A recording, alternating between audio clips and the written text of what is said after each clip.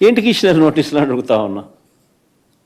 రైతులకు సంఘీభావం తెలపడానికి నేను పోవడం తప్ప, రైతుల ఆ కార్యక్రమంలో రైతులు పాలుపంచుకోవడం తప్ప. 2000 మందికి నోటీసులు, 100 మందిని నిర్బంధించారు, 3 ఎస్పీలు, 9 మంది డిఎస్పీలు, 2000 మంది పోలీసులు, చెక్ పోస్టులు,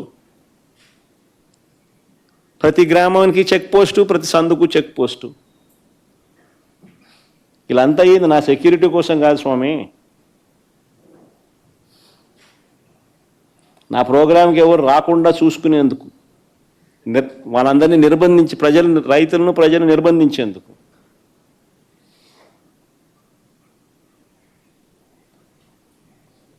చివరికి పెట్రోల్ బంకులకు కూడా నోటీసులు. పెట్రోల్ పోస్తే బైకులకు పెట్రోల్ పోయకూడదని. అయినా కూడా కడుపు మండిన రైతులు వేలాదిగా తరలివచ్చారు.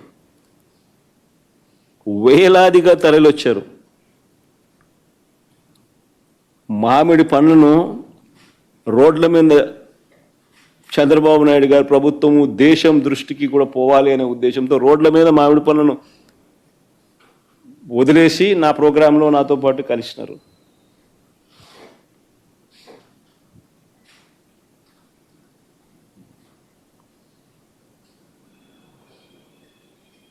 ఆ ప్రోగ్రాంకు పోయినందుకు 5 కేసులు పెట్టినారు.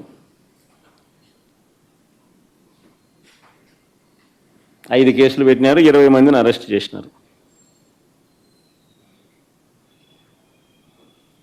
రైతుల కోసం, రైతుల తరఫున, రైతులకు సంఘీభావం తెలపడం కోసం పోయిన ప్రోగ్రాం.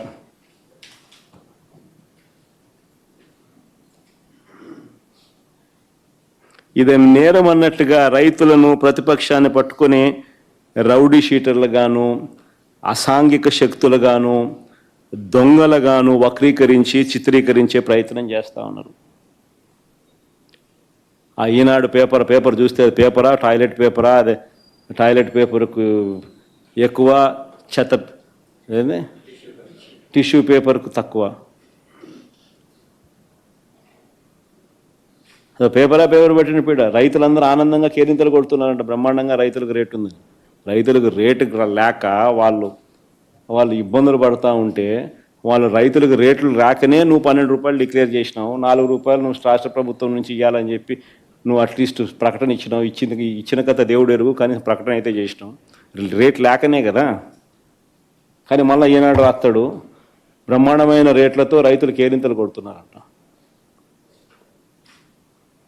ఇన్ఫ్యాక్ట్ రైతులందరూ మామిడి పన్ను నా మీద ప్రొటెస్ట్తో చేసినారని చేస్తాడు. ఏమన్నాడు ఈయన? పేపర్ పట్టిన పీడనా అదేమన్నా?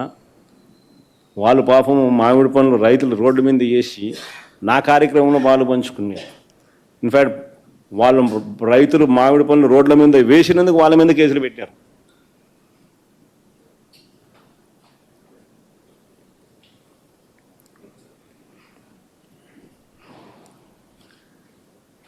ఇకపై రాష్ట్రంలో తమకు అన్యాయం జరిగిందని చెప్పి రోడ్డెక్కే పరిస్థితి ఏ ఒక్క రైతుకు ఉండకూడదు అని,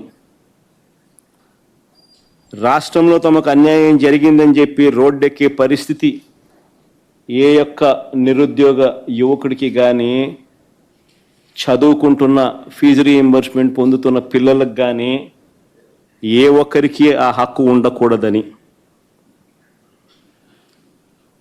రాష్ట్రంలో తమకు అన్యాయం జరిగిందని రోడ్డెక్కే పరిస్థితి ఏ ఒక్క ఉద్యోగికి ఉండకూడదని, ఏ ఒక్క మహిళకు ఉండకూడదని,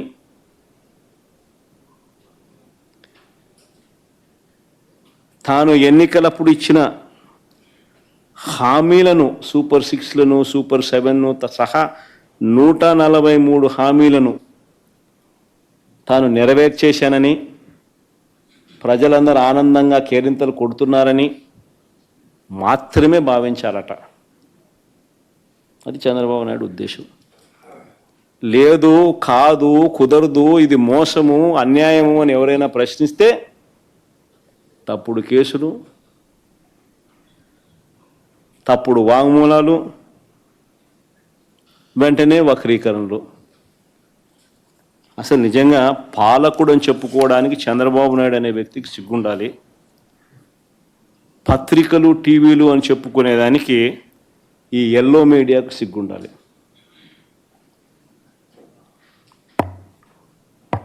రాష్ట్రంలో నిజంగా ఎంత దిగజారిపోయిన పరిస్థితులు చూడండి ఒకసారి. నేను చెప్తా ఉన్నా ఈ లా అండ్ ఆర్డర్ అనే సబ్జెక్టు మీద ఈ మధ్యకాలంలో జరిగిన పరిణామాలు నేను చెప్తా ఉన్నా. ఇవన్నీ కూడా అనంతపురం జిల్లా తాడిపత్రిలో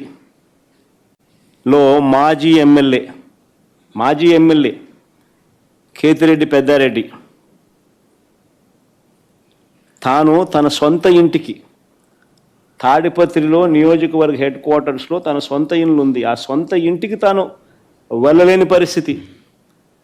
కోర్టు ఆదేశాలున్నా ఆయన ఎప్పుడు అక్కడికి వెళ్ళాలని ప్రయత్నం చేసినా పోలీసులే అడ్డుకుంటారు. ఆ సిఐ గన్ను కూడా చూపిస్తాడు.